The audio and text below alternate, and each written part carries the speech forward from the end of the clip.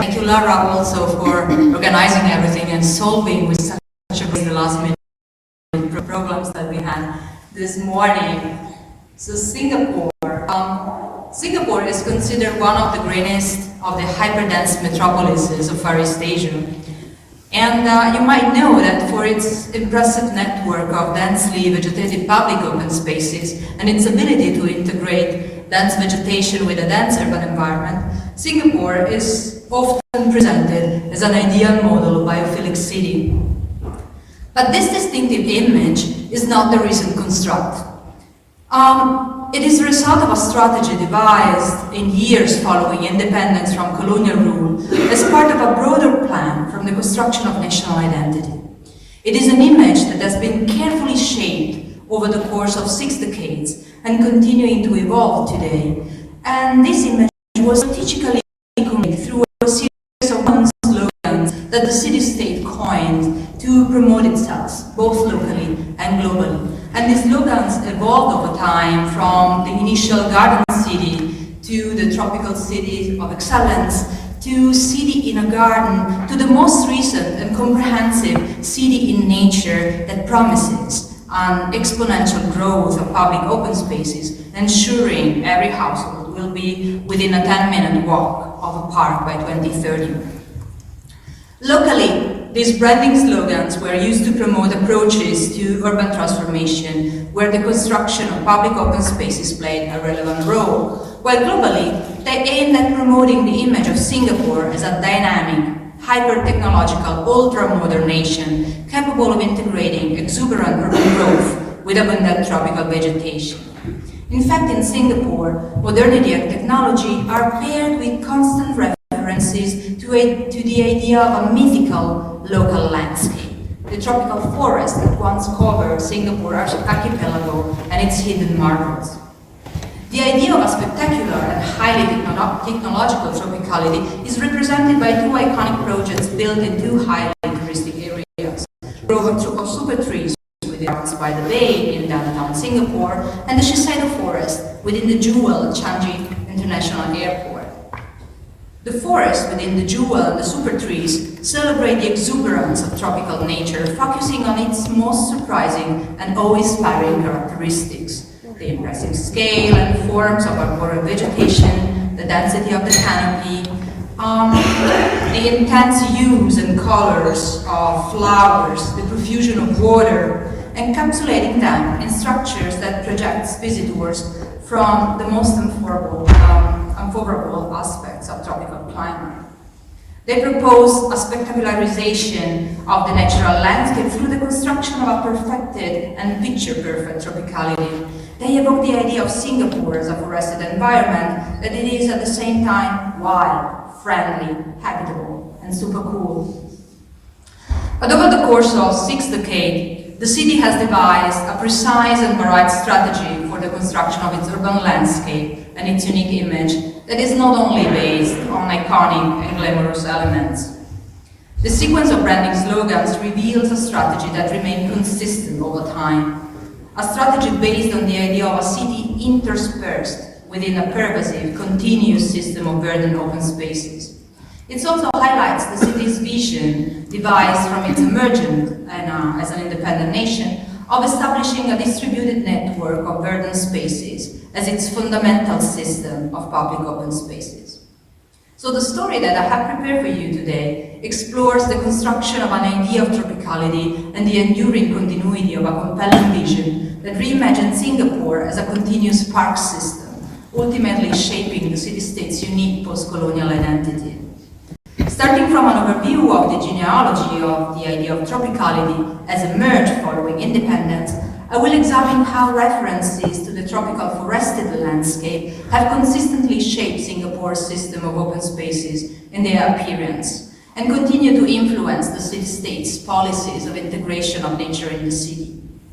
I will show how this network of verdant open spaces operates at different scales, from territorial infrastructure to everyday life, and involves typological variety from urban parks to streetscape to semi-public open spaces within building, in order to shape a connective tissue from which the urban fabric emerges, offering an immersing daily experience of tropical nature.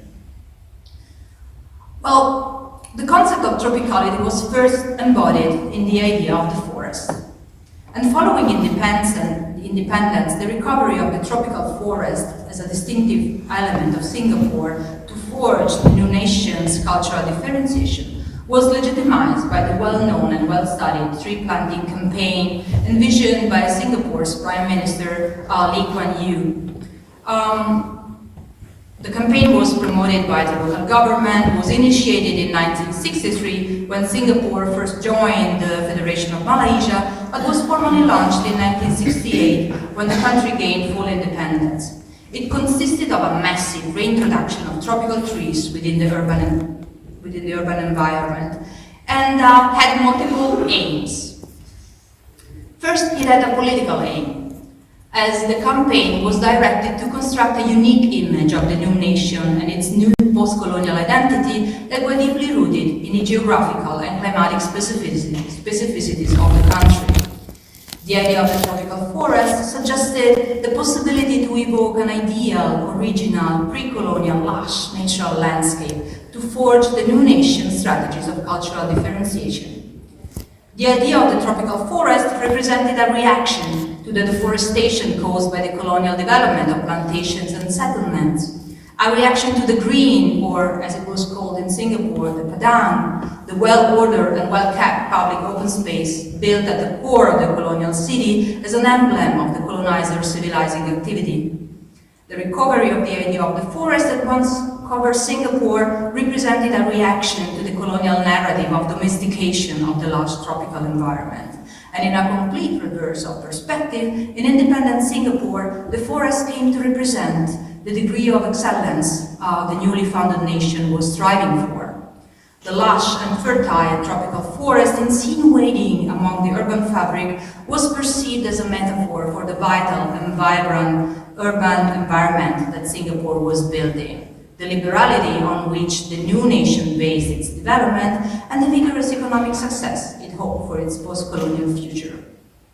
The planting program had also an ecological aim, as it was directed to create quickly a densely planted urban landscape to provide shade and ameliorate urban microclimate.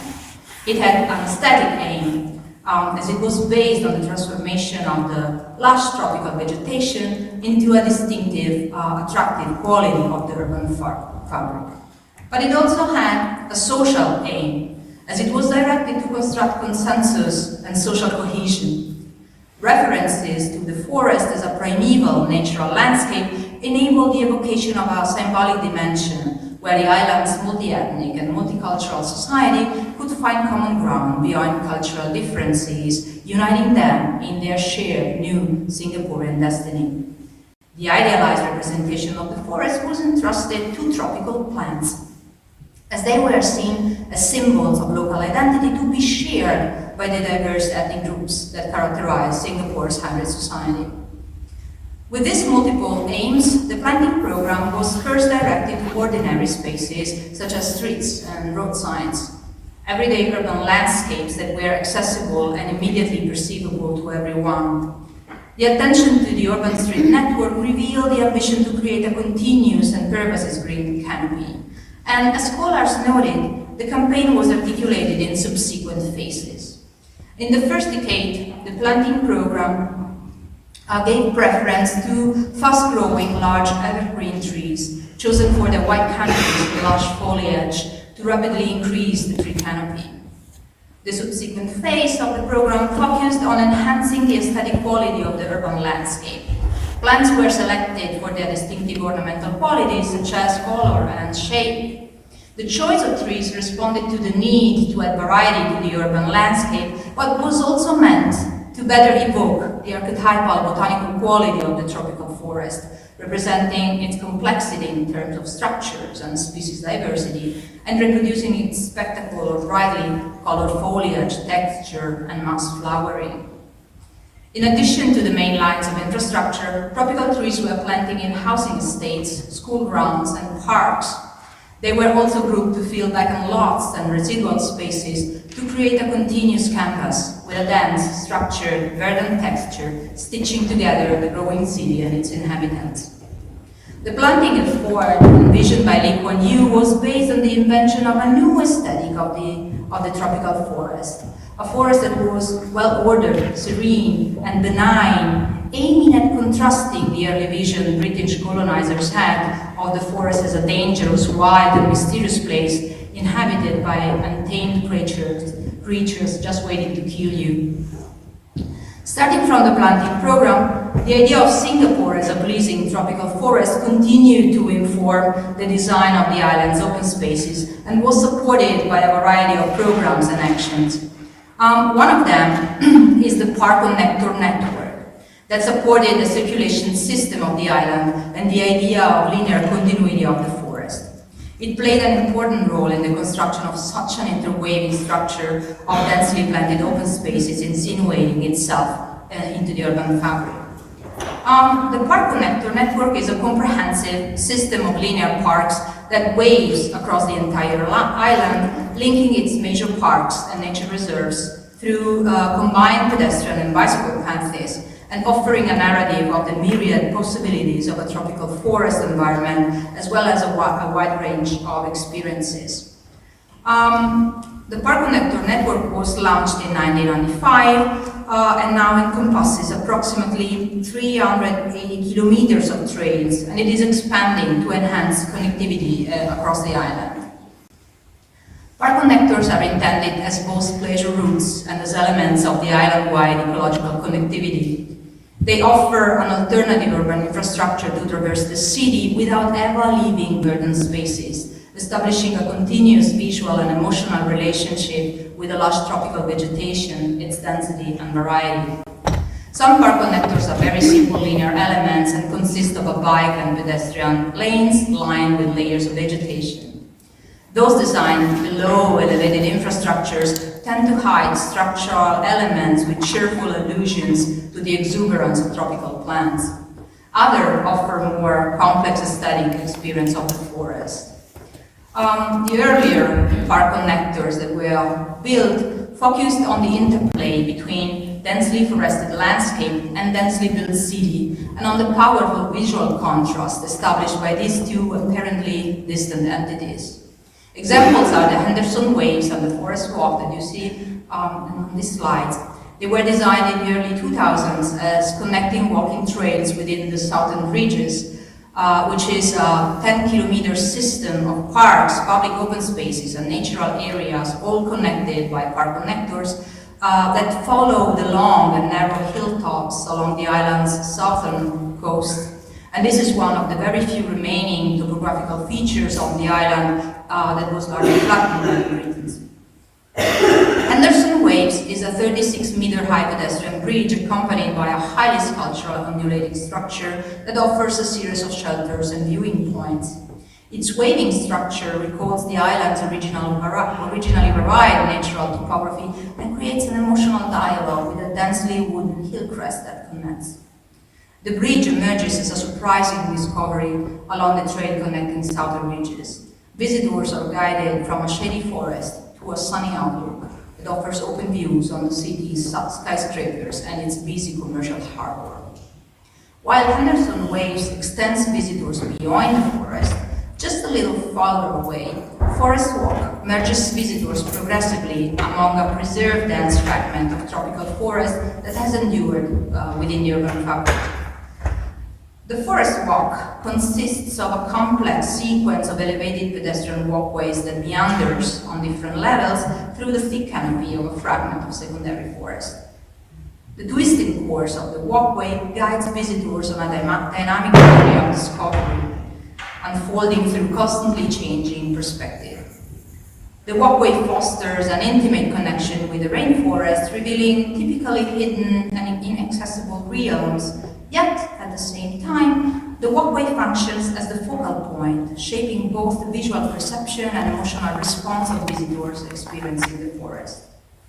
Through its varying path and elevation, the walkway produces a dynamic presence into what could otherwise appear a visually monotonous and static forested landscape.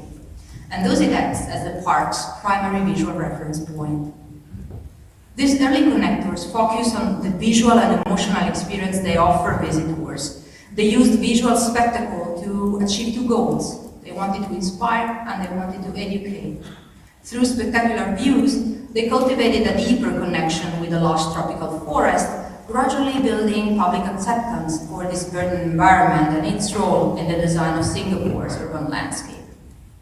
More recent connectors focus on the forest as an integral part of an everyday urban experience. They frame the coexistence of high-density metropolis with a dense forest not as a striking contrast between opposites, but as an established reality, a new urban normal where city and forest are part of the same cohesive whole. The focus is not just on the tropical forest as a dense vegetated space, but on the diverse setting it contains, drawing a parallel between the varying qualities of the forest and the metropolises as an exciting realm full of endless possibilities. An example can be found in the recently completed 18 kilometers eastern corridor on the eastern side of the island. These park connectors run through different residential neighborhoods and provides visitors with a variety of recreational possibilities to be found in the different parks it connects. So you will find sport activities at the beginning and the end of the connectors, therapeutic gardens if you like at another park in the middle, or bird watching again in another park you will find along the route. A fragment of this connector runs along both sides of Sungai Tampines, a concrete canal transformed into a naturalized river to offer an idealized version of the riverine landscapes that is characteristic of Singapore archipelago. The same attitude characterized the design of the Punggol waterway, that is designed as the backbone of a new town called Punggol, built in the northeastern outskirts of the metropolis. It is designed to evoke the original landscape quality of the site on which the new town was built, a site that was originally a coastal landscape with marshlands covered with mangroves. Both the park connectors along Sungai Tampines and the Punggol waterway operate for stormwater management and treatment, thus adding to the narrative of Singapore's open spaces a crucial functional action. But the idea of the tropical forest as an ordinary, everyday urban landscape is represented by the rail corridor, a park connector running through the whole island along the north-south axis on the route of the former railway line that once connected Singapore to Malaysia. And this park connector is designed to convey a sense of variation in the tropical forest structure. In fact, its continuous path reveals a sequence of environment, from dense groves of tropical vegetation to open grasslands, from secondary forests to a coastal landscape of mangroves. The corridor's gentle gradients and varying width create distinct spatial experiences, alternating elevated sections providing privileged views of adjacent neighborhoods, along sections offering immersive experience within the dense vegetation of the rainforest, thus temporarily detaching visitors from the surrounding urban intensity. The corridor integrates remnants of the past of the site as rail infrastructure, and they emerge as traces of the layered accumulation in the urban landscape. They emerge as ruins submerged by the vitality of the tropical forest, offering a dialogue between the past and the future of this young nation. Park connectors are based on a linear spatial narrative of the forest that is supported by their continuity. On the contrast, public parks offer concentrations of varied aspects of the forest. Among the urban parks I would like to show you today, parks where the forest concepts guide their design strategy is Tampines Eco Green. It is a public park that unfolds as a sequence of distinct tropical habitats. In fact, the park's network of trails wade through grasslands, freshwater wetlands, marshlands, and secondary forests, offering an immersive journey through varied ecosystems. Here, the idea of Singapore's indigenous forested landscape is artificially built as a sequence of fragments to be consumed in a short period of time in a selective way, as each trail is related to a specific landscape theme, offering a specific experience. The park was designed to promote urban biodiversity, and its lack of functional program was aimed to minimize the disturbance to the wildlife in the park. And this is one of the very few parks in Singapore that is not lit at night for this reason. The same idea of narrating the complexity of the tropical forest and its ecosystems by means of a deliberate reconstruction of a collection of landscape fragments can be found in the Jurong Lake Gardens. But this park offers a higher degree of complexity, sophistication, and recreational experiences than the previous one. The park is designed as a choreography of spaces that evoke the complex structure and topography of indigenous freshwater swamp forest, once covering the sites. And it offers a narrative of the progression of the habitats it contains, from wetlands to grassland to woodlands. Meandering paths guide visitors through different spatial situations, from open grasslands that suggest transitional swamp edges to more densely vegetated zones that evoke the forest interior. From areas with stable water bodies to areas where carefully designed undulations traversed by a network of meandering water bodies mimic the swampland unique hydrology. The temporality of the freshwater swamp forest is further explored by the Rasa Walk. It is a boardwalk designed along the lake's edges, and with its sinuous course, it suggests the dynamic ecology of the swamp and the blurring boundaries between the land and the water. Its continuous twisting enhances the visual experience of the relationship between land and water, as it allows for a perception of the fluctuation of the water level. It also enhances the aesthetic experience of the space based on a constant increase of the sense of a playful discovery, while offering a botanical itinerary through a collection of plants typically to be found in freshwater forests. And even the playground participates in this narrative of swamplands. The water playground offers, for instance, an interpretation of tidal dynamics, while another playground transforms landscape memory into interactive experience. Here, design elements prompt children to embody the movements of freshwater swamp inhabitants. And here you could be a heron flying from nest to nest.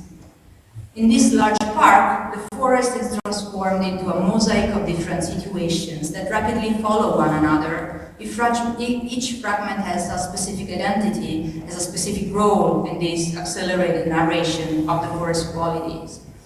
And all the fragments are to be discovered as a part of a magical adventure. But the same sense of discovery of fragments of the forest permeates the entire urban structure of Singapore, where little smaller parks offer, again, a distinct perception of the idea of the forest.